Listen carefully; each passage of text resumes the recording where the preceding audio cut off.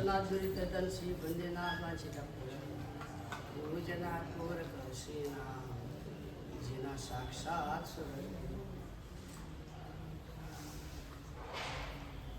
तीन लड़के बात कर रहे थे, कनु मनु और चिनू तीनों थे। कनु ने कहा मेरे पिताजी ऐसे तैराक है, तालाब में नदी में डुबकी लगाते हैं, 10 मिनट तक अंदर रहकर बाद में बाहर निकलते।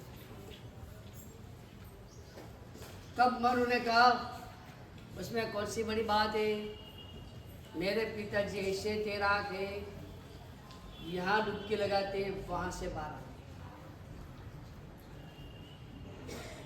तब लास्ट में रहे चिल्ले ने कहा तुम दोनों के पिताजी ठीक है, मेरे पिताजी ऐसे बड़े तैराक है कि 10 साल पहले डुबकी लगाई थी, अभी तक बाहर नहीं आए।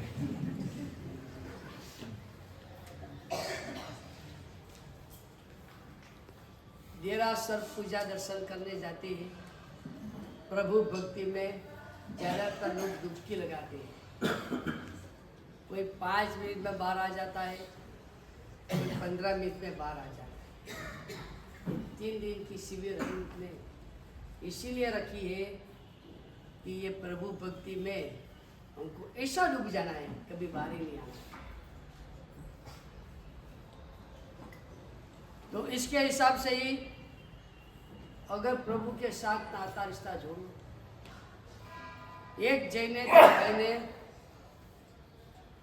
जो बहुत अनुभवी था, अनेक तीर्थों की यात्रा किया हुआ था, जगह जगह का एक्सपीरियंस था। उसने कहा अब जैनों की जो भाग्य मिला है सबको नहीं मिला है, अब जैनों को जो भाग्य मिला है हम सबको नहीं मिला है। तो पूछा क्यों? क्योंकि मात्र आपके वहाँ ये व्यवस्था है कि भक्त डायरेक्ट भगवान को स्पर्श करके पूजा कर सकता है, अन्य कहीं भी ये व्यवस्था नहीं है। बीच में पुजारी, आपको जो भी प्रभु को अर्पण करना है आप पुजारी को दो, पुजारी अर्पण करेगा। आपको मात्र दर्शन का अधिकार है, स्पर्श करने का अधिकार है। अभी अयोध्या में राम मंदिर में प्रतिष्ठा, जगन्नाथपुर के शंकराचार्य का स्टेटमेंट आया कि अगर नरेंद्र मोदी रामलला को स्पर्श करेंगे तो ये अविधि हो जाएगी, क्योंकि स्पर्श करने का अधिकार मात्र पुजारी का है। तब हमको पता चलता है कि हम कितने भाग्यशाली हैं। बीच में कोई दलाल नहीं, डायरेक्ट परमात्मा की पूजा कर सकते, डायरेक्ट परमात्मा का स्पर्श कर सकते। तो ये हमारा भाग्य, इसको हमको सौभाग्य में कन्वर्ट कर प्रभु के साथ पूजा करके नाता ऐसा जोड़ना है। श्री शांतिनाथ भगवान के स्तवन में आता है, मेरो मन तुम साथे लीनो, मीन बसे जो जल में हो जल। मीन यानी मछली, पानी के साथ रिश्ता जंगल में रहो शेर सी का भी है, और पानी के साथ रिश्ता मछली का भी है। लेकिन बहुत फर्क है, शेर सी को पानी के साथ इतना ही रिश्ता है, तरस छिपाना है। तरस लगी है, पानी के पास आए, पानी वापर लिया, पी लिया, चले गए, बाद में पानी को याद भी नहीं करते। जबकि मछली को पानी के साथ नाता रिश्ता जीवन मरण का है। पानी है तो जीवन है, पानी नहीं है तो जीवन नहीं, मौत है। शांतिनाथ भगवान के साथ ये प्रार्थना करते कहते हैं कि भगवान मेरा आपके साथ नाता रिश्ता ये पानी और मछली जैसा हो जाए। आपका नाम है, आपकी भक्ति है तो मेरा जीवन है। जिस क्षण में आपका नाम भूल जाऊं मेरे प्राण तरसेंगे। लेकिन ये रिश्ता जोड़ना है भगवान के साथ। उसके लिए महापुरुषों ने, पूर्वाचार्यों ने अलग अलग पद्धति से परमात्मा के साथ रिश्ता जोड़ने के उपाय बताए। पंच प्रकारी पूजा, अष्ट प्रकारी पूजा, 70 भेदी पूजा, अलग अलग प्रकार से पूजा परमात्मा के साथ कैसे भी नाता जोड़ो। जल पूजा करो, फूल पूजा करो, दर्पण, चामर, नृत्य, भगवान के साथ कैसे करके भी एक तान पूजा नाता ऐसा जोड़ दो। जगत में प्रभु के से दूसरा कोई मेरा नहीं है, जिस किसी के साथ मेरा रिश्ता नहीं है, ये भूमिका पैदा। तो इसी हिसाब से अष्ट प्रकारी पूजा भी बताई। आज हमको थोड़ा अष्ट प्रकारी पूजा के बारे में कुछ ऐसा तत्व रस सोचना है। जब भी आप वो पूजा करो वो भाव के साथ, तो शायद हो सकता है आपकी ये पूजा न रहकर परमात्मा की आंतरिक प्रक्रिया जो शुरू हो जाए, इसका प्रथम चरण बन जाए। क्योंकि बाहर परमात्मा आलम्बन है, अंदर परमात्मा प्रकट करना है। बाहर जो परमात्मा है वो आलम्बन है, अंदर के परमात्मा को प्रकट करना है। और अंदर के परमात्मा को प्रकट करना है, इसीलिए ये सारे उपाय निमित्त हो गए, जिसमें सबसे पहली पूजा जल पूजा है। वैसे तो जल पूजा वगैरह के दोहा आने वाले हैं, वो भी आपको ये प्रवचन के बाद सब प्रकार की पूजा वगैरह उसको बताया जाएगा। हमको तो ये सोचना है पानी का और प्रभु के साथ मेरा रिश्ता नाता क्या हो सकता है। पानी से मेरा जो रिश्ता है वो बाह्य जगत के लिए है, वो पानी को आलम्बन बनाकर परमात्मा के साथ मेरा जो रिश्ता है वो मेरा आभ्यंतर रिश्ता है। दुनिया में कहा जाता है पानी जीवनम, जलम जीवनम। पानी जीवन है। हमारे शरीर में भी भरपूर पानी, और अगर पानी नहीं मिला तो हम जी सकते नहीं। आत्मा के लिए समता भाव जीवनम, शरीर के लिए पानी जीवन है, आत्मा के लिए समता भाव जीवन है। अगर समता है तो आत्मा की उन्नति है, अगर समता नहीं है तो आत्मा की अधोगति। तो हमारे लिए शरीर के लिए जैसे पानी, ऐसी आत्मा के लिए समता। लेकिन जैसे पानी के लिए तालाब होता है, तालाब से पानी आता है, इसी तरह से मेरे लिए जीवन समता है, आएगी कहाँ से? वोटर के लिए व्यवस्था रखी गई है, पाइपलाइन कनेक्शन, भरपूर पानी आता है। मुझे मेरे लिए, मेरी आत्मा के लिए जीवन है, मेरी क्षमता आएगी कहाँ से? बस ये परमात्मा के पास है। परमात्मा के साथ कनेक्शन करना है। एक तालाब के साथ कनेक्शन कर लिया, सतत पानी आता रहता है। प्रभु के साथ मैंने कनेक्शन कर लिया, क्षमता भाव सतत आता है। और इसी हिसाब से प्रभु का अभिषेक करना है। पानी की जो विशेषता है, मुझे मेरे परमात्मा में वो विशेषता दिखाई देनी चाहिए। तृषा समनम, पानी का सबसे पहला कार्य ये है। तरस लगी है तो सबसे पहले क्या याद आ जाएगा? पानी पीते ही तो सारी तृष्णा शांत। लेकिन तृष्णा होनी जरूरी है। तृष्णा है, तृष्णा है। ट्रेन स्टेशन पर खड़ी रही, एक लड़की पानी का मटका लेकर पानी पानी पानी पानी कर रही है। ट्रेन में बैठा हुआ एक मुसाफिर ने पूछा, एक गिलास पानी का क्या चार्ज रखा है? उसने कहा 20 पैसा। अरे 20 पैसा हो सकता है, 10 पैसा मेरे। वो लड़की ने बहुत अच्छा कहा दिया, अंकल आपको तरस नहीं लगी है? वो भी तो ऐसा कैसे बोलते तुम? तो क्या, जिसको तरस लगी है वो भाव नहीं पूछता है, पी लेता है पानी। आप भाव पूछने जा रहे हो, आपको तरस नहीं। जब तरस लगती है, तरस, तब कोई कॉम्प्रोमाइज करने के लिए, कोई बार्गेन करने के लिए तैयार है। प्रभु भक्ति की तरस जब लगी पानी से तरस शांत होती है, मेरे प्रभु भक्ति से मुझे विषय की तरस को शांत हो।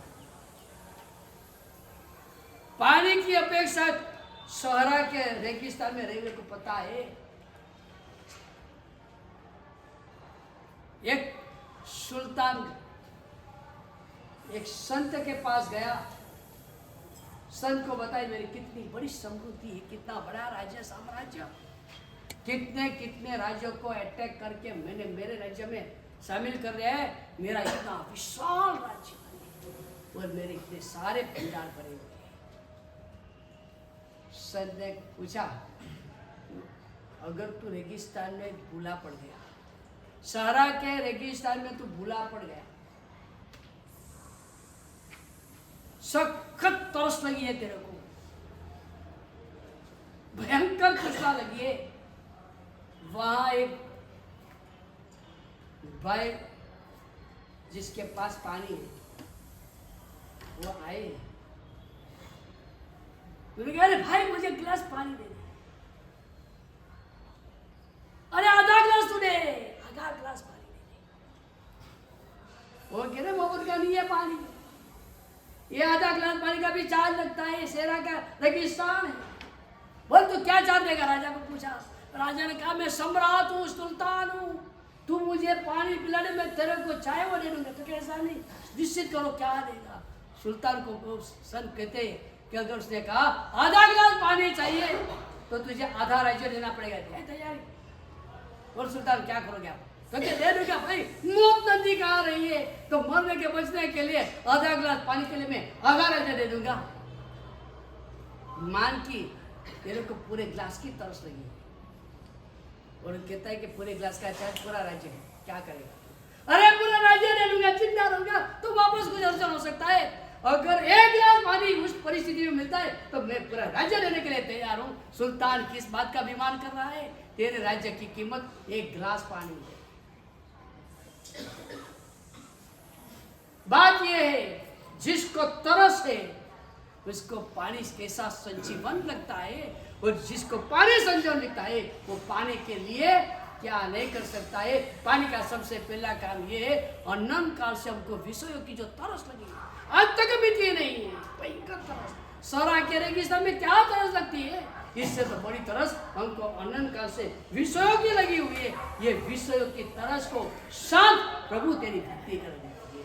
पर जल पूजा करने का सबसे पहला कारण ये है, जैसे जल पानी शेरा के रेगिस्तान की तरस को शांत कर सकता है, अनंत काल के विषय की तृष्णा मुझे जो लगी है, प्रभु तेरी भक्ति करो, तेरी तृष्णा से, क्योंकि आप समता रस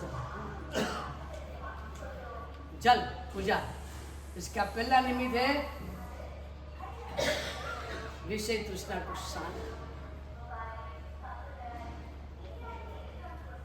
हमारे छगन भाई को एक बड़ी आग लगी थी, बड़ी आग। वो छगन भाई ने आग में से 5 व्यक्तियों को बाहर निकाला, बड़ी आग लगी थी, उसमें से 5 व्यक्तियों को बाहर निकाला। मगन भाई को जेल में जाना पड़ा। आग में से 5 व्यक्ति को निकाला, उसको जेल में जाना पड़ा। कारण बिकॉज क्या, तो वो जो 5 व्यक्ति को निकाला था वो फायर ब्रिगेड वाले थे। पानी का दूसरा काम है, फायर ब्रिगेड वाले को क्यों याद किया जाता है? जब आग लगती है फायर ब्रिगेड वाले को बुलाया जाता है, पानी छाको, ये आग शांत करो, भगवान के पास जाना है, भगवान का अभिषेक जल पूजा करना है। पानी का कार्य बाह्य जगत की लगी हुई आगों को शांत करना है। भगवान मेरे हृदय के अंदर क्रोध मान माया लोभ कसौयों की भयंकर आग लगी, बात बात में और बार बार में एक्साइट हो जाता हूँ, इरिटेट हो जाता हूँ, एंगरनेस मेरे में आ जाता है। मेरे अंदर कसायों की आग लगी है, आपका अभिषेक करता हूँ। ये पानी का नाता भगवान आपके साथ मैंने जोड़ा है। जैसे वो पानी बाहर की आंखों को शांत करता है, प्रभु तेरा अभिषेक, तेरी भक्ति, जो परम समता रस में उनकी भक्ति मेरे अंदर की कसायों की आंख शांत। अभिषेक करते करते, जल पूजा करते करते ये भाव रखना है, जिस तरह से प्रभु पानी जगत की आग को शांत करता है, ये जल उसके अंदर जगत की आगों को शांत करने की ताकत कहाँ से आई? तो भगवान, मैं मानता हूँ पूरे जगत के तमाम जीवों के कसायों की आग शांत करने की ताकत जो आपकी है, आपका स्पर्श वो पानी करता है, पानी में जगत की आगों को शांत करने की ताकत है। वो पानी में भी जगत की आग को शांत करने की ताकत भगवान आपके स्पर्श के कारण आती है। जैसे इलेक्ट्रिसिटी का स्पर्श मोबाइल रिचार्ज हो जाता है, इससे भगवान पानी का जगत की आगों को शांत करने की ताकत आपके स्पर्श से आती है। तो पानी से भगवान का अभिषेक करने का दूसरा कारण ये है, एक तृषा समन, दूसरा अग्नि समन, यानी कसाय की आग को शांत। तीसरे नंबर में पानी से कपड़ा धोया जाता है। मात्र साबुन रखो, मात्र धोखा रखो, पानी नहीं, तो कपड़ा उज्जवल होगा या नहीं? मेन कार्य पानी का है, साबुन वगैरह इसमें साथ देते हैं। तो जिस तरह से भगवान पानी मेले कपड़े को उजला करता है, भगवान आपकी भक्ति, आपका नाम मेले से मेले में कितना मेला हूं, जो सतत आधार पापस्तनों को में पड़ा हुआ है। मत्ती में काम करने वाला आदमी, उसका पूरा शरीर मत्ती से मेला हो जाता है। संसार के कार्य में पड़ा हुआ मैं हजारों प्रकार का पाप कर लेता हूं, मैं भयंकर कोटि का मेला हो चुका। प्रभु आपकी भक्ति, आपका ये अभिषेक, आपकी ये जल पूजा वैसे आता है जब इंद्र वगैरह परमात्मा का अभिषेक करते हैं। तो कल्पसूत्र वगैरह में आता है कि अभिषेक भगवान का होता है, पानी भगवान पर जाता है और आत्मा देवों की शुद्ध होती है। पानी जाता है परमात्मा पर, शुद्ध होती है देवों की आत्मा। यानी जल पूजा भगवान की, शुद्धिकरण देवों की आत्मा। बस यही भूमिका है।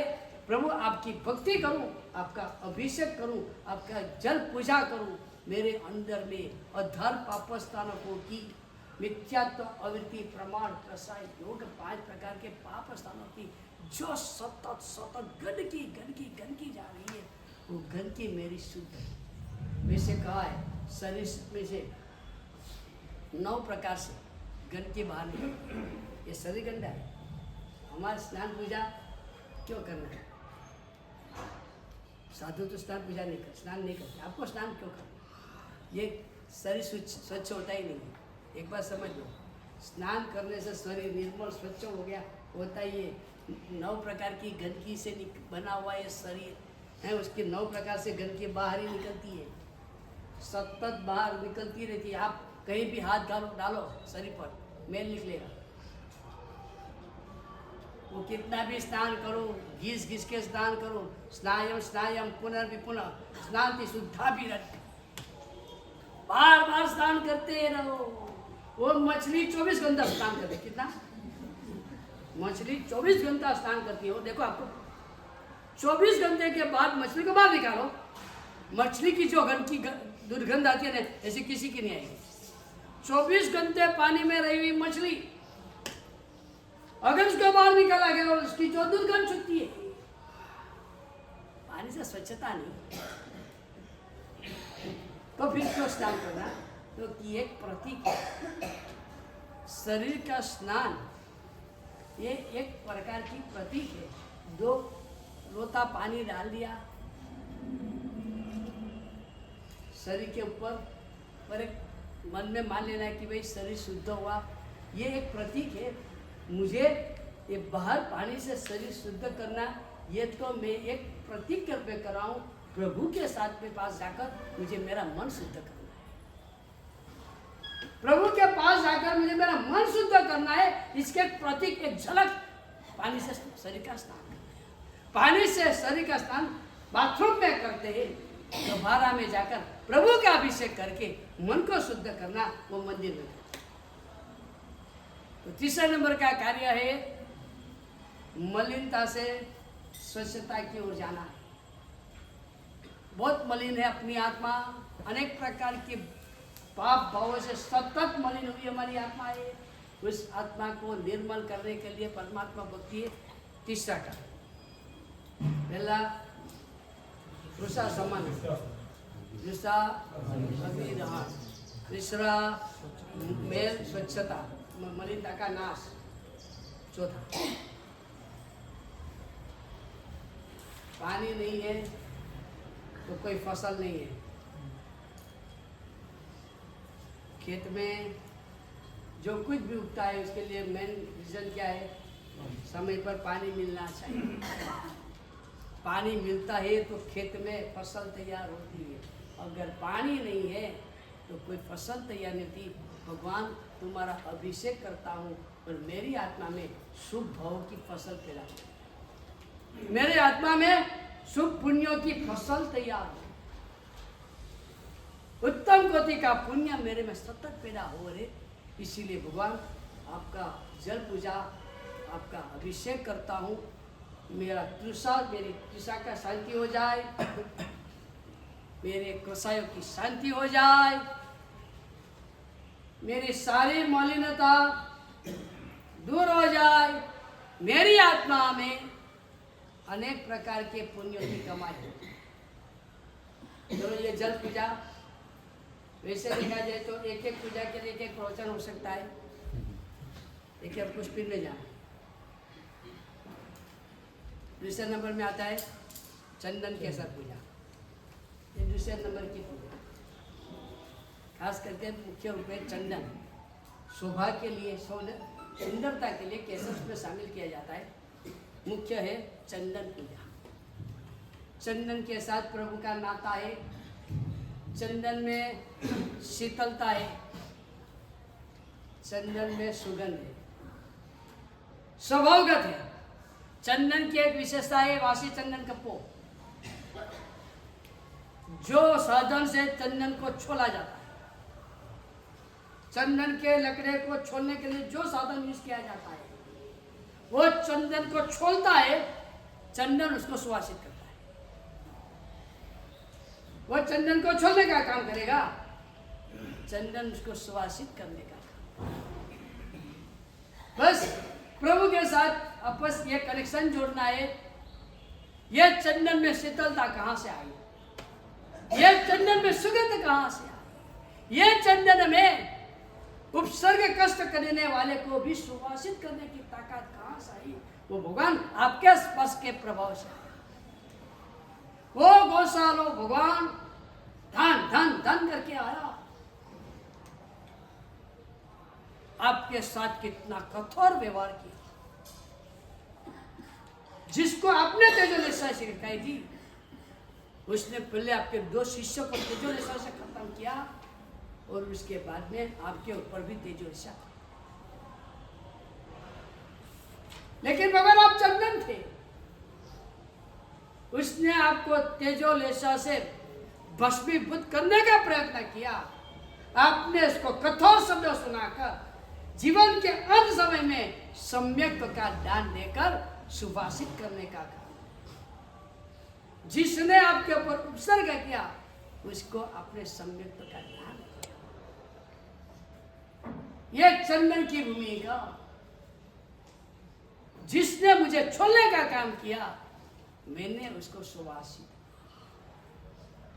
वैसे भगवान में भी सहज शील धर्म का, विशुद्ध ब्रह्मचर्य का, उत्तम कोटि की साधना का सतत सुवास रहता है, सतत सुगंध रहती है। और भगवान भी इतने शीतल है। नामे ही तुम ताप हरता, काहे चंदन बेचारा।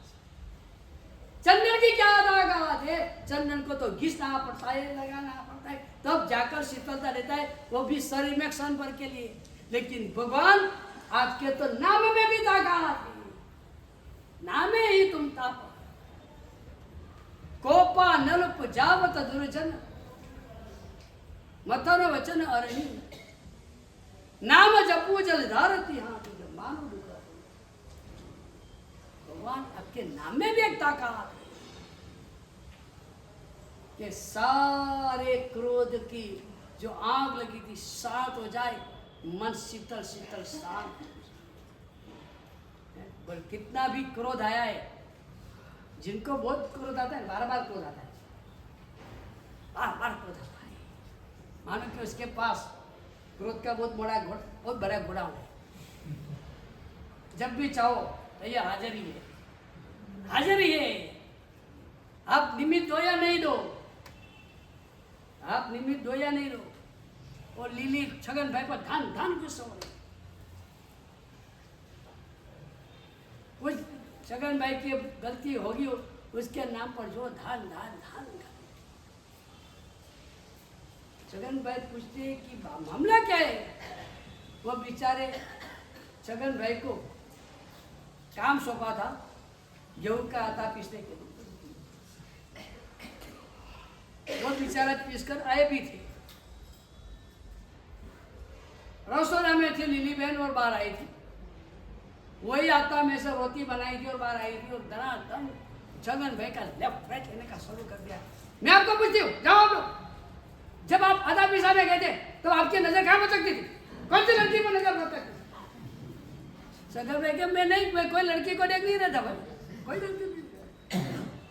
तो भी जाओ ना, मुझे क्या कर रहे थे? तो कि मैं तो मोबाइल देख रहा था। हाँ हाँ, मोबाइल में कौन सी लड़की को देख रहे थे? मुझे जवाब दो। मैं कोई लड़की हूँ, मेरा बिजनेस का कार्य करते नहीं नहीं, तो गड़बड़ करते, कुछ गड़बड़ आपने किया है, वो मोबाइल में गड़बड़ है, बाहर कोई गड़बड़ किया हुआ है आपने। अगर मैं तू मैंने कुछ गड़बड़ नहीं है, लेकिन इतना गुस्से तू क्यों होते? उसके कारण वजह तो बोल, धम धम करते।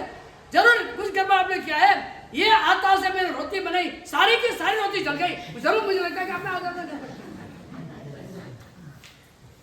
कोई गलती नहीं है जगन भाई। तो हमारी तो हालत ऐसी है ना, निमित्त मिले या नहीं मिले, हम तो किसी को धूल निकालने तुम तैयार। एट अ टाइम रेडी है। बहुत क्रोध जिसको आता है, जिसको उसके लिए सबसे श्रेष्ठ उपाय है सतत प्रभु के नाम का स्मरण, और मंदिर जी में खास करके चंदन पूजा। बार बार तो चंदन पूजा कर, तेरा क्रोध शांत हो जाए। तो दूसरे नंबर में चंदन पूजा। चंदन पूजा के भाव लेना है, भगवान आप इतने शीतल थे, आपको क्रोधित करने के लिए संगम ने 6 महीना अवसर दिया। एक बार आपको क्रोध आया, एक बार, 6 महीना कैसा भयंकर प्रयत्न। लेकिन भगवान पानी में कभी आग नहीं लगती। आप इतने शीतल रहे कि जब संगम की विदाई हुई, आपकी आंख में आंसू, आपकी आंख में आंसू आ गई, आपकी शीतलता की पराकाष्ठा। भगवान आप परम शीतल हो, आपकी पूजा करते करते मेरा हृदय भी शीतल शांत। परमात्मा की सुगंध सुवास कैसी है कि परमात्मा का सानिध्य जिसको भी मिलता है, 125 योजन 125 योजन, जहां जहां भगवान का सानिध्य है 125 योजन तक, वैर विरोध हिंसा सब शांत। बल भले वैरी सांप और नेवला मित्र बन जाते, बल भले हिंसक सिंह हिरण को पाकर भी अहिंसक हो जाता है। ये भगवान आपके अहिंसा वगैरह धर्मों की जो सुवास, ये सुवास चंदन ने लिया, इसलिए मैं आपकी पूजा कर रहा हूँ। चंदन पूजा, भगवान आपके संपर्क से चंदन को शीतलता मिली, आपके संबंध से चंदन को सुवास मिला। मैं चंदन पूजा आपकी कर रहा हूँ, मुझे भी शीतल शांत होना है। भगवान मुझे भी ऐसी भूमिका में जाना हूँ। मैं अकेला नहीं, मेरे पास जो भी आ जाए उसको भी मेरी सुवास से एक शांति, प्रसन्नता, प्रेम की अनुभूति हो जाए। इसलिए दूसरे नंबर की चंदन पूजा, तीसरे नंबर में पुष्प पूजा, थर्ड नंबर फूल। एक फूल के आसपास कितने सारे कांटे, इतने कांटों के बीच में भी फूल खिलता है। इतने कांटों के बीच में भी फूल सुंदर है। इतने कांटों के बीच में भी फूल सुवासित है। फूल के पास, कांटों के बीच में खिलने की एक ताकत है। फूल के पास सौंदर्य है। फूल के पास सुवास है। कांटे कितने तीक्ष्ण है, फूल के पास कितनी कोमलता है। सबसे बड़ी बात फूल की ये भी है कि कोई फूल को कुचल भी डाले तो भी फूल उसको सुगंधित करे। वो फूल प्रभु को चढ़ाया। एक उद्यान था, अनेक प्रकार के फूल खिले हुए थे। मोगरो, चंपा, जूई, अनेक प्रकार के ऐसे फूल खिले हुए थे। बीच में एक पत्थर था, काला पत्थर। आसपास सुंदर कोटि के फूल और बीच में ये काला पत्थर था। तो फूलों के बीच में बातें होने की शुरू हो गई। हम कितने कोमल हैं, पर ये देखो पत्थर कितना कर्कश है। हम कितने सुंदर है, पर ये देखो पत्थर कैसा काला है। हमारे पास कितनी जबरदस्त कोटि की श्वास है। ये पत्थर थूक सभी के पड़े कितना दुर्गंध करता है। ये हमारे बीच में कहां से आ गया? हम फूलों की महफिल जमी है, बीच में ये पत्थर कहां आ गया?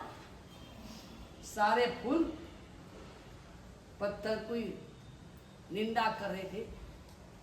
जो संजोग से वहां से एक शिल्पी जा रहा था, पत्थर देखा, क्या उसको मन हो गया, वहीं बैठ गया। अपने हथौड़ी अपने टाकने गले गए, ठांग ठांग ठांग कर शुरू किया। बड़ा कुशल था, बड़ा कुशल था। थोड़ी देर में तो परमात्मा की प्रतिमा तैयार। सुंदर कोटि की प्रतिमा, अद्भुत कोटि की प्रतिमा। चेहरा पर जो वैराग वितराग भाव, जो करुणा भाव, प्रेम, मैत्री, वात्सल्य का भाव, इतनी सुंदर प्रतिमा तैयार हो गई। वो प्रतिमा तैयार करके वो तो चला गया, शिल्पी तो चला गया, प्रतिमा वहां रही है। वहां से जाने वाले लोगों ने, वाह ये तो भगवान है, ये तो भगवान है। जो फूल ऐसे खिले हुए थे, उनमें से 5 फूल 10 फूल लिया, उनके चरण में रख लिया। सारे जितने फूल थे जो ये पत्थर की टीका कर रहे थे, वो सारे फूल उनके चरण में। फूल ने ऊपर देखा तो पता चला जिनकी हम निंदा करते थे वो तो परमात्मा बन गया, क्योंकि हमको खिलने का आया है, लेकिन कठोर कष्ट सहन करके भी स्वस्थ रहना नहीं आया, जो इसको आया। बात ये है, फूल पूजा करनी है, भगवान को पुष्प चढ़ाना है। भगवान जगत के जीवों के प्रति आपकी जो कोमलता थी, जीव मात्र के प्रति करुणा से जो आपके पास कोमल भाव था, फिर वो संगम क्यों ना हो, वो मेघमाली देव क्यों ना हो, कोई भी क्यों ना हो, सभी के प्रति जो आपका कोमल भाव, वो पुष्प ने आपके पास से प्राप्त किया। भगवान आपका उपसर्गों के बीच में भी स्वस्थता, प्रसन्नता, चेहरा हमेशा खिला हुआ। कैसा भी उपसर्ग आ जाए, 1000 बार का चक्र धार करके फेंका जाए, क्षण भर के लिए मूर्छा आ जाए, ऐसे प्रकार के भाव के बीच में भी आपकी जो स्वस्थता, जो प्रसन्नता, भगवान आप कांटों के बीच में भी खिलते रहे, ये आपके पास से पूर्ण आया है। भगवान आपके पास सबके साथ के व्यवहार में जो सुंदरता है, कोई भी महानुभाव है। इंद्रपति गौतम सुखे नागत वाराणसी, पता है भगवान को ये मेरे साथ वाद विवाद करने आया है, मुझे हराने के लिए आया है। फिर भी भगवान ने उसको बुलाए, हे इंद्रपुत्र गौतम, सुखेनागत वाले से, हे इंद्रपुत्र गौतम, तो सुख से आया। ये भगवान आपके व्यवहार की जो सुंदरता, इंद्रपुत्र गौतम, मैं आपके इतने व्यवहार मात्र से आधे आपके हो गए, बाद में आपने शंका बताई, पूरे आपके हो गए। आपके व्यवहार में जो सौंदर्य है, सभी के साथ के व्यवहार में, वो दुश्मन हो या मित्र, निकट का स्वजन हो या परिजन हो, सीमन हो या गरीब, आपने सबके साथ के व्यवहार में जो सुंदरता रखी, एक रूपता जो रखी है भगवान, ये फूल ने उसके आपके पास से ये सुंदरता है। आपके पास जो सुगंध है, वैसे भी भगवान जन्म से पद्मगंधी होते हैं, जन्म से पद्मगंधी। पद्मगंधी यानी भगवान के सांसों सांस में से, परमात्मा के शरीर में से सतत हजारों लाखों कमलों की जो सुगंध होती है, एक साथ भगवान जहाँ से विचरते हैं, वहाँ भंवरा कमल वगैरह को छोड़कर भगवान के पीछे पीछे जाते हैं। तो भगवान को जन्म से पद्म जैसी गंध मिली, जिन्होंने सभी के व्यवहारों को प्रेम से स्वीकार कर लिया है, किसी का तिरस्कार नहीं, किसी के प्रति दुर्भाव नहीं, उनका अंदर का ही भाव ऐसा विशिष्ट गति का हो जाता है, जिसके प्रभाव में आकर शरीर भी सुगंधी हो जाता है। सभी प्रकार का व्यवहार जिसने स्वीकृत कर लिया है, आपको कैसा भी व्यवहार करना है करो, मैं जो हूं वही रहूंगा, यानी मेरे पे कोई परिचय नहीं। ये रेत जैसे बनने से जाए, रेती में एक विशेषता है, रेती के अंदर बोल डालो, जोर से बोल फेंको, रिटर्न होगा कुछ, रेती ऐसा। अब एक रेती के साथ दूसरा काम करो, और थोड़ा लेकर आओ, और धार रेती को मारने को शुरू करो, रेती को कुछ होगा, चलो तीसरा हो गया, भरपूर बारिश आ जाए, बारिश पूरी हो गई, रेती में कुछ उगेगा, वापस रेती ऐसे का ऐसा हो जाएगा। रेती में भी कितने अच्छे गुण है, कोई कैसा भी व्यवहार करे, नो रिस्पॉन्स, बोल फेंका जोर से, रेती रिटर्न नहीं करता है।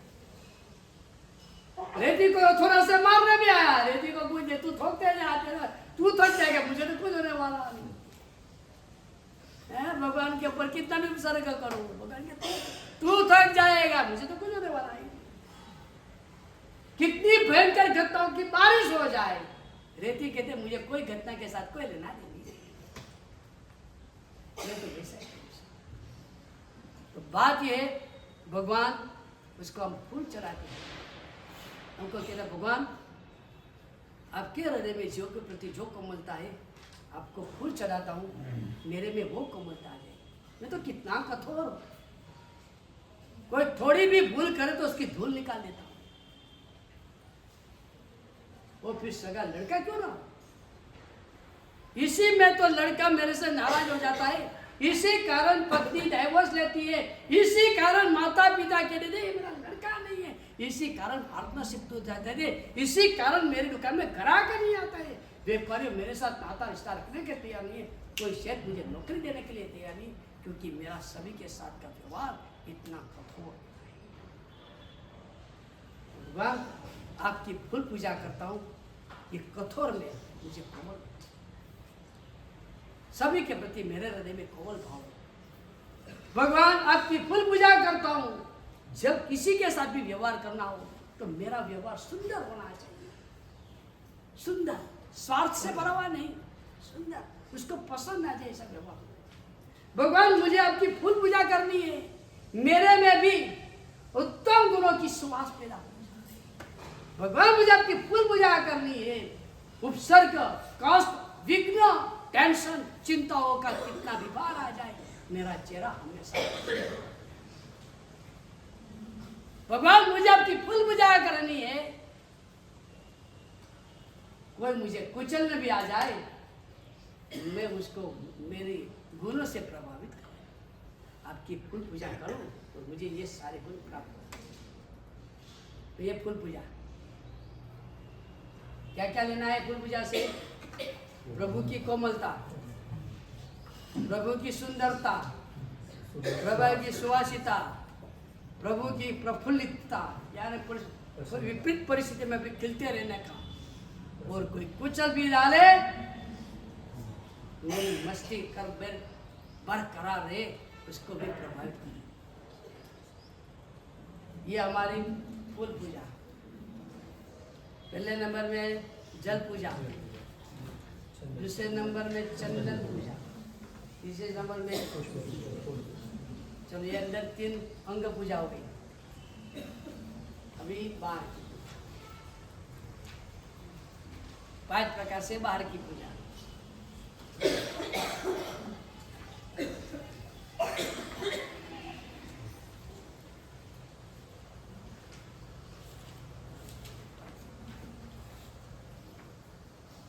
हुआ यह था कि एक बार एक भाई को पहले पूछा, मंदिर जाता था कैसा दर्शन धूप दीप कुछ करता है, तो उसके मैं पूरा दिन धूप पूजा करता। मैं तो खुश हो गया, क्या बात है, पूरा दिन धूप पूजा करता है। फिर दूसरे क्या साहब वो 70 सिगरेट पीता है, चैट स्मोकर है, वो सारा धुआं निकालता रहता है। छोड़ो वो बात। एक व्यक्ति था, उसने घर में गणपति को बिठाया, लेकिन कोई लाभ नहीं हुआ। बड़ा नाराज हो गया, बड़ा नाराज। उसको गणपति की प्रतिमा को एक साइड पर रखा, फिर शिव जी को बिठाया। अब शिव जी को वो धूप पूजा कर रहा था। उसने देखा धुआं सब गणपति जो बैठे ना वहां जा रहा है। वो कर रहा था शिव जी की धूप पूजा, और धुआं सब जा रहा था गणपति का। तो उसको गुस्सा आ गया, मैं शिव जी की पूजा करता हूँ, तू गणपति तू क्यों धूप ले रहा है? बड़ा गुस्सा गया, सीधा गया गणपति के पास, उसका नाक बंद कर दिया। पर प्रतिमा दे दूसरा कोई नहीं था। वो मेरा धुआं शिव जी के लिए तू क्यों ले रहा है? उसका नाक दबा दिया। गणपति प्रसन्न हो गए, गणपति प्रसन्न हो गए। वो मुझे प्रसन्न कैसे हो गए? तो कम से कम तूने आज तक मुझे मूर्ति माना था, आज तो तुमने जीवन माना, इसलिए मैं प्रसन्न हो गया हूँ। भले नाक बन गया, तू मुझे जीवन तो मान रहा है। तो चलो हमको भी धूप पूजा करनी है। धूप पूजा अगरबत्ती श्रेष्ठ कोटि का द्रव्य होना चाहिए। वैसे हिंदू में सली होती है और अगरबत्ती होती है। हमारे वहाँ इसमें सली भी नहीं चाहिए, शुद्ध अगरबत्ती ही चाहिए। उससे धूप पूजा करनी है। खुद जलती है और सुवास जगत में फैलाती है। अगरबत्ती खुद जलती है और जगत में सुवास फैलाती है। भगवान आपकी हम धूप पूजा करेंगे। पहले नंबर में खुद जलकर, खुद कष्ट सहन करके जगत में सुख शांति प्रसन्नता की सुवास फैलाएगी। जो भी दुख है, जो भी कष्ट है, जो भी पीड़ा है, वो मैं ले लूंगा और उसके बदले में जगत को मैं सुगंध यानी प्रसन्नता, स्वस्थता, सुवास दूंगा। कहा जाता है कि एक हास्य कलाकार बहुत जबरदस्त कोटि का हास्य का जबरदस्त कोटि का नाटक किया। सबको पेट पकड़ करके सब हंसे, इतना प्रसन्न कर दिया। जब यह नाटक पूरा हुआ, वो अंदर के रूम में जाकर खुद जोर जोर से रोने का शौक। पूछा उसके मित्र ने क्या हुआ? उसने कहा नाटक चालू करने से पहले ही मेरे पर समाचार आया था, जो मेरी माता का मेरे पर बहुत बड़ा उपकार है, मेरी माता की अचानक मौत हो गई। लेकिन खेल तय हो चुका था, तो नाटक तो मुझे करना ही था। मैंने जगत को हंसाया, लेकिन अंदर मेरे माता की मौत का रोना था। मैं रोया हूं, जगत को हंसाया। धूप पूजा करनी है भगवान की। भगवान को कहना है, भगवान आप खुद ने 12.5 साल खूब कष्ट सहन किया है, लेकिन जगत को तो आनंद प्रसन्नता ही दिया है। आपकी धूप पूजा करनी है। धूप की तरह आप भी खून जलकर जगत को सुवास दिया है। भगवान जहां जहां दुर्गंध है वहां वहां अगरबत्ती करो। विच्छत दुर्गंध दूर तले, मिथ्यात्व के दुर्गंध को दूर। जिस तरह से अगरबत्ती से दूसरी जो दुर्गंध है वो दूर हो जाती है, भगवान आपकी भक्ति करने से, आपका नाम लेने से मिथ्यात्व का जो दुर्गंध है, मिथ्यात्व यानी हम जो मानते हैं सब मिथ्यात्व है। सामान्य तौर से कहा जाए, हम जो मानते हैं वो मिथ्यात्व है। कोई गड़बड़ करता है तो गुस्सा करना कि नहीं करना, करना ही पड़ता है, ये मिथ्यात्व। ये पहला नंबर का मिथ्यात्व। धंधा करना बैठा है, धंधा कर दुकान में बैठे और ग्राहक आया है तो थोड़ा बड़ा झूठ तो बोलना ही पड़ता है, बोलना ही पड़ता है। ये मिथ्या, ये हमारा मिथ्या। घर लेकर बैठा हो तो सब टीवी तो चाहिए नहीं। आज का जमाना है, मोबाइल तो लेना ही पड़ता है। ये सब सम्यक तो है ना, ये सब सम्यक तो है। हम बहुत सारे मिथ्यात्व को लेकर बैठे हुए।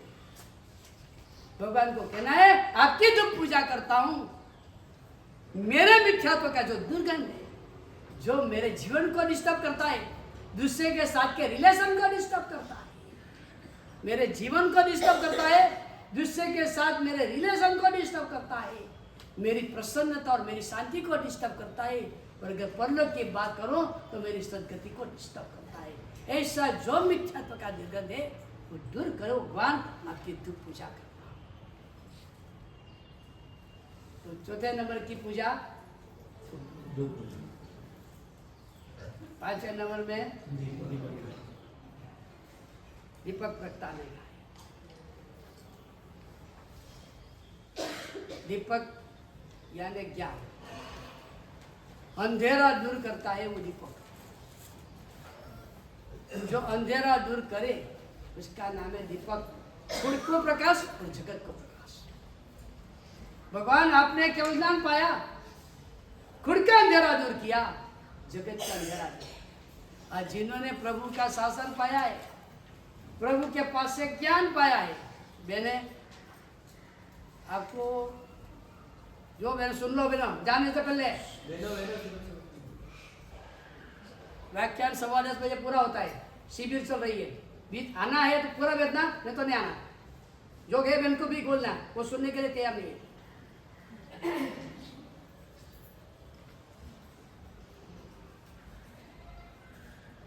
10:15 बजे तक जो चलता है पूरा पूरा सुनने का, नहीं तो नहीं आना। शिविर चल रही है, इसमें डिस्टर्बेंस नहीं चलता है, तो खास ख्याल रखना। दीपक पूजा ज्ञान का प्रकाश, उद्योग। दीपक खुद प्रकाशित है, जगत को प्रकाश करते। प्रभु आपने केवल ज्ञान के माध्यम से खुद के अंधेरा तो दूर किया, जगत को उजाला दिया।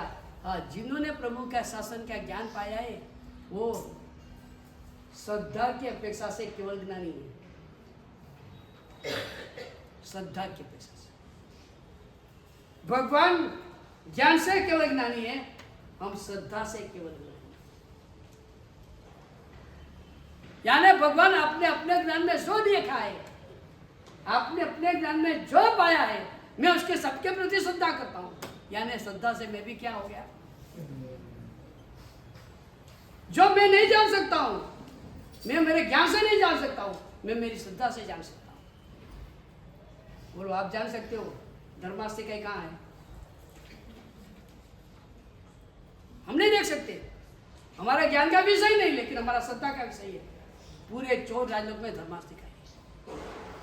धर्मास्तिक का काम क्या है हम नहीं जान सकते, लेकिन भगवान के वचन पर श्रद्धा है। हमने जान लिया कि जिसको चलना है, गति करनी है, उसमें जो सहायक बनता है वो धर्मास्तिक है। तो मैं मेरी श्रद्धा से भगवान, जो मैंने ज्ञान से नहीं पाया, मैं मेरे ज्ञान से नहीं पा सकता हूँ, देख नहीं सकता हूँ, लेकिन मेरी श्रद्धा से मैं जान सकता हूँ। तो जो केवल ज्ञानी भगवान के वचन को स्वीकार करता है, केवल ज्ञानी भगवान के उच्चारण को स्वीकार करता है, वो श्रद्धा से केवल ज्ञानी। कितनी बड़ी कमाई, कितनी बड़ी उपलब्धि है। भगवान अपने ज्ञान का जो प्रकाश, उसके हिसाब से ये दीपक पूजा है। एक दीपक पूजा का एक दूसरी की बात भूमिका है। दीपक को देखो, दीपक की विशेषता क्या मालूम? वो घी पीता है, प्रकाश देता है और काला धुआं छोड़ता है।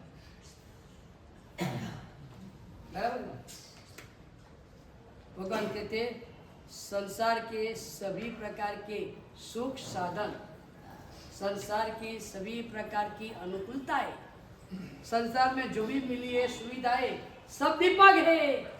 हमारा पुण्य का घी पी लेते हैं, क्षण भर के लिए सुख का अनुभव कराने तो दीपक की ज्योत के रूप में काम करते हैं, बाद में पाप के धुआं छोड़ता।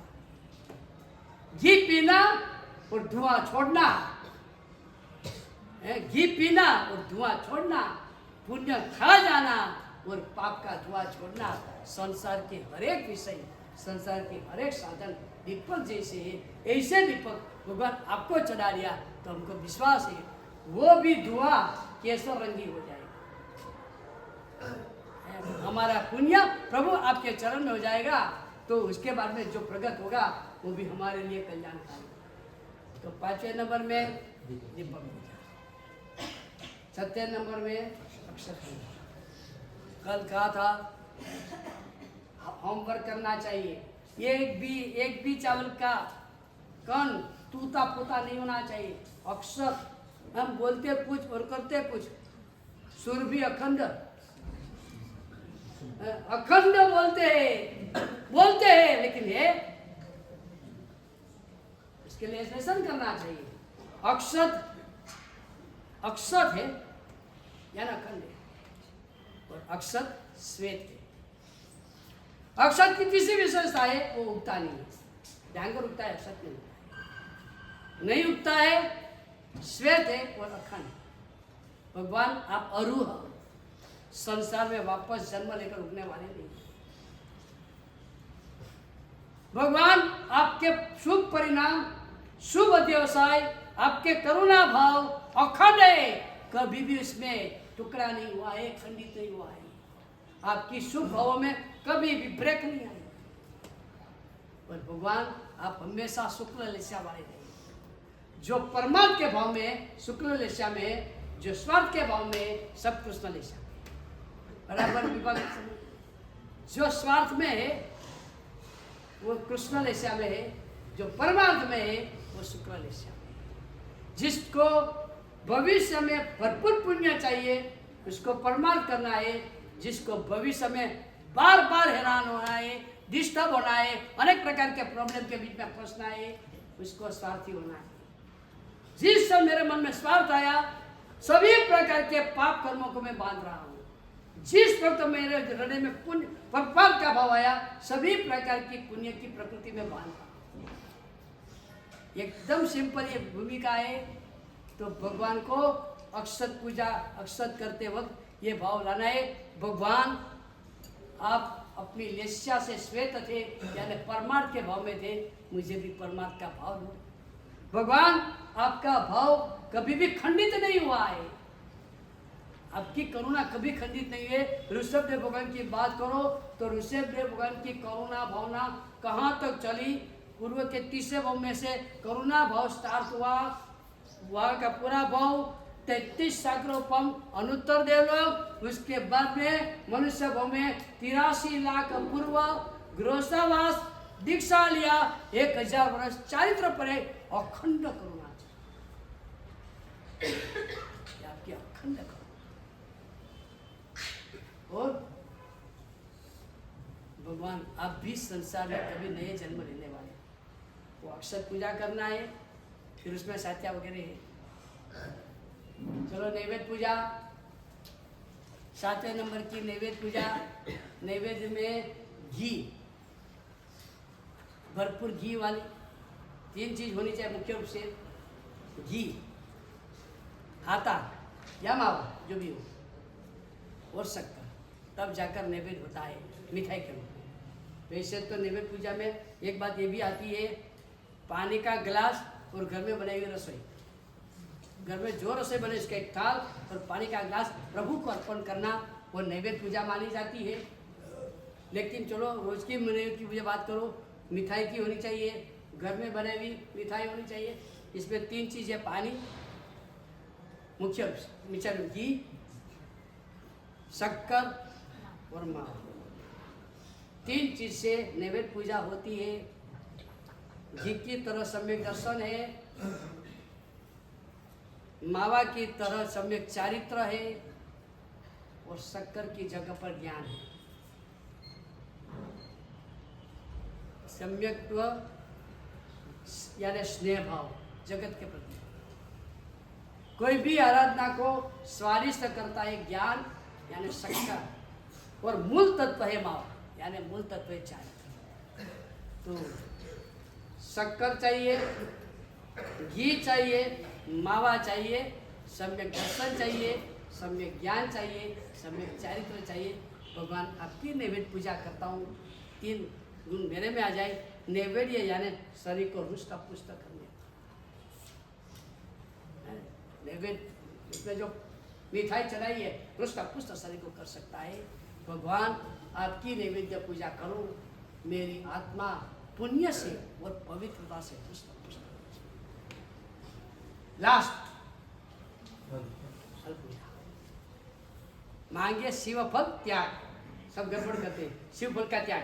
अरे भाई वो तो चाहिए, इसका त्याग कैसे करना, वो अन्य करना नहीं है, जिससे मेरे को शिव यानी मोक्ष नाम का फल मिलता है, ऐसा मैं त्याग करना चाहता हूँ।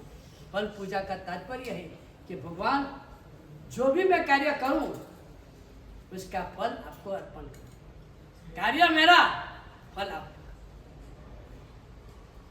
यानी कोई पूछे तू ये किसके लिए कार्य कर रहा है, तो क्या प्रभु के लिए। मैं संपत्ति कमाता हूं, कमाने की मेहनत में क्या अर्पण किया प्रभु आपको। मैंने घी दूध खाकर शक्ति प्राप्त की, मेरी शक्ति प्रभु थे आपको अर्पण। मैं आपका कार्य करूं, सेवा भक्ति करूं। मेरे पास बुद्धि है, बुद्धि से मैं जान जान के आयोजन कर सकता हूं, आपको प्रभु अर्पण। हर एक जगह पर जैसे सारी मेहनत करके उगाया हुआ फल प्रभु को चलाया जाता है, इसका तात्पर्य है संगत के सारे कार्य करूं, अर्पण किसको करूं, और इसके बदले में क्या चाहिए, व्हाट आई वांट। चलो टाइम हो गया है, आज इतना रखते हैं। अभी आप लोगों का कार्य करने का है।